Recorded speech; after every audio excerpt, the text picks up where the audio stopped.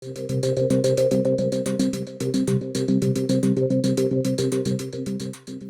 बंगाल के उत्तर 24 परगना के संदेश खली गांव में ईडी की एक टीम पर कुछ उपद्रवियों द्वारा हमला कर उनके वाहनों को क्षतिग्रस्त कर दिया। ईडी की टीम पर उस समय हमला हुआ जब वे कथित राशन घोटाले के मामले में सत्तारूढ़ तृणमूल कांग्रेस के ब्लॉक स्तर के नेताओं के आवास पर छापा मारने जा रहे थे। ईडी कथित राशन घोटाले मामले के सिलसिले में बोनगांव के पूर्व नगर पालिका अध्यक्ष शंकर अध्याय और टीएमसी नेता शाहजहां शेख के घर छापेमारी करने जा रही थी। इस घटना के सामने आने के बाद अब राजनीति भी तेज हो गई है। इस घटना को लेकर बीजेपी और टीएमसी के बीच आरोप प्रत्यारोप का भी दौर शुरू हो गया है। तृणमूल कांग्रेस पर हमला करते हुए भाजपा नेता राहुल सिन्हा ने कहा कि बांग्लादेश के गैर कानूनी सामान की तस्करी करने के पीछे शाहजहां शेख और उनके खिलाफ कार्रवाई होनी चाहिए।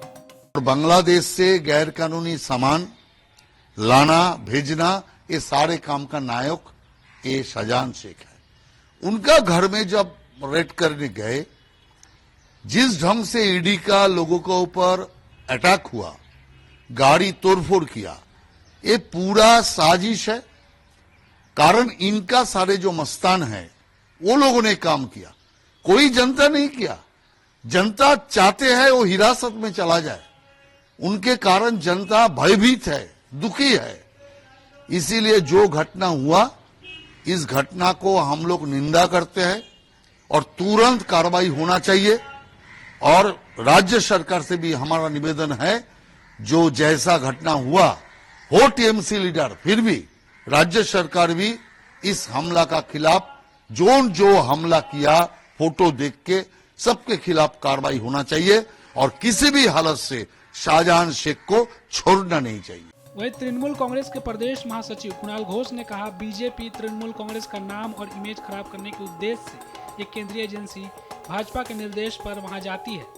देखिए, संदेश खाली में जो हुआ वो एक प्रोवोकेशन का नतीजा था। बंगाल में जो हो रहा है, रोज कहीं ना कहीं तृणमूल का किसी लीडर को डिस्टर्ब करने के लिए, हैरास करने के लिए, नेगेटिव न्यूज करने के लिए भाजपा का इंस्ट्रक्शन पर ये एजेंसी वालों और सेंट्रल फोर्सेस वहां पर जा रहा है और इलाका में प्रोवोकेशन दे रहा है। ऐसा एलिगेशन हमारा पास आ रहा है। संदेश खाली में भी वही हुआ। अब देखिए, शुभेंदु अधिकारी सीबीआई एफआईआर नेम्ड, बीजेपी जिसको चोर बोला था, उसका घर में कोई रेड नहीं, लेकिन तृणमूल का घर देख के ही वो रेड करने चला जा रहा है और उस इलाका में प्रोवोकेशन दे रहा है। हम लोग एक बात जरूर कहेंगे, ये प्रोवोकेशन का पॉलिटिक्स वो लोग बंद कीजिए और इलाका का जो सिटीजन्स है उसके तरफ हमारा जो मैसेज है, कि आप लोग किसी तरह कोई प्रोवोकेशन में आप मत पा दीजिए, मत रिस्पॉन्ड कीजिए। वो लोग प्रोवोक करना चाहते हैं। केंद्रीय मंत्री निशित प्रामाणिक ने भी इस मामले पर अपनी प्रतिक्रिया देते हुए कहा कि हम इस मामले की कड़ी निंदा करते हैं और यह संविधान के ऊपर हमला है। जो घटना हुआ है, इसका कड़ी से कड़ी भाषा में हम लोग निंदा करते हैं और उसके साथ साथ ये भी कहना चाहते हैं कि जब कोई भी निरपेक्ष तदंतकारी केंद्रीय संस्था कोई भी राज्य पर जाते हैं और वो भी महामान्य उच्च अदालत के निर्देशानुसार, और जब उनके ऊपर अटैक होते हैं, इससे बड़ी निंदा का विषय हो ही नहीं सकता है। और हम ये भी कहते हैं कि जब सिर्फ ये एक केंद्रीय निरपेक्ष एजेंसी के ऊपर ही अटैक नहीं, बल्कि ये पूरी संविधान का ऊपर अटैक है, पूरा जो महामान्य उच्च अदालत की निर्देश है उसका ऊपर अटैक है और उसके साथ साथ फेडरल स्ट्रक्चर का ऊपर अटैक है। और मैं ये कहना चाहूंगा कि बंगाल में ऐसी घटना, ऐसी हादसा बार बार हो रहा है और क्यों हो रहा है, इसको भी हम लोग ये भी खोज करेंगे। कांग्रेस सांसद अधीर रंजन चौधरी ने भी तृणमूल कांग्रेस पर हमला बोलते हुए कहा कि सत्तारूढ़ पार्टी के गुंडों ने ईडी अधिकारियों पर जो हमला किया है, इससे स्पष्ट होता है कि राज्य में कानून व्यवस्था का हाल बुरा होता जा रहा है। सत्तारूढ़ पार्टी के गुंडों ने, दरिंदों ने जो हमला बोला है आज ईडी के ऑफिसरों के खिलाफ, इसमें ये जगजाहिर होते हैं कि बंगाल में कानून और व्यवस्था की हाल कितना बुरा होते जा रहे हैं। मैं तो ये कहना चाहते हैं कि अगर ईडी इतना इडियट कब से हुआ पता नहीं। उनको सारे फौजों को साथ में लेकर चलना चाहिए।